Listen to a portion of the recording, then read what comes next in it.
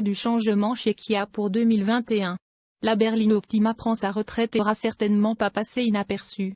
Tous les goûts sont dans la nature, mais la K5 devient à notre avis l'un des véhicules les plus jolis de la catégorie des berlines intermédiaires.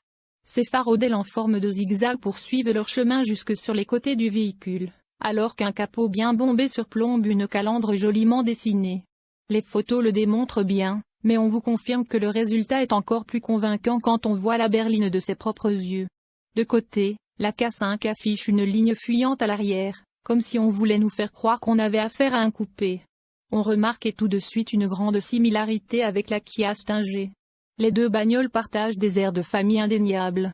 Le modèle GT Line que nous avions à laisser revêt une allure particulièrement agressive, avec ses roues de 18 pouces et ses pare-chocs empruntés au modèle GT, dont l'arrivée sur nos routes est prévue pour un peu plus tard en 2021. À l'intérieur, la présentation est assez sobre, un peu trop même. Comme si l'on avait mis tellement d'efforts sur le look extérieur et que l'on avait fini par manquer de temps pour l'habitacle. On déplore également l'utilisation abusive de plastique noir lustré qui se salit à vue d'œil, accumulant les traces de doigts à la vitesse de l'éclair. Cela dit, les commandes sont bien positionnées et tout est facile à utiliser. Notre voiture d'essai intégrait un écran tactile de 10,25 pouces, celui que l'on retrouve à bord de plusieurs autres modèles de la marque, dont le gros telluride. Ici, absolument rien à redire. La présentation est réussie et son utilisation pourrait difficilement être plus simple. Notons cependant que l'écran du modèle d'entrée de gamme est limité à 8 pouces, ce qui demeure toutefois bien acceptable. L'intégration à Android Auto et Apple CarPlay vient de série, de même que le régulateur de vitesse intelligent et un chargeur sans fil pour téléphone cellulaire. Visiblement, Kia a mis le paquet dans la liste d'équipements offerts. Un rouage intégral, enfin. Il n'y a pas que le design qui fait jaser depuis l'arrivée de la nouvelle K5. Ce nouveau véhicule marque aussi l'intégration du rouage intégral, une option que n'offrait pas l'Optima. Kia suit ainsi d'autres modèles intermédiaires comme la Nissan Altima, la Toyota Camry et la Subaru Legacy, qui proposent également cette configuration.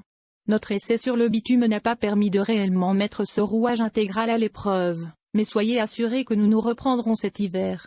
Ce premier contact avec la Kia K5 2021 nous a toutefois permis d'observer la trop faible puissance du moteur d'entrée de gamme, un bloc à 4 cylindres turbo-compressé de 1,6 litres.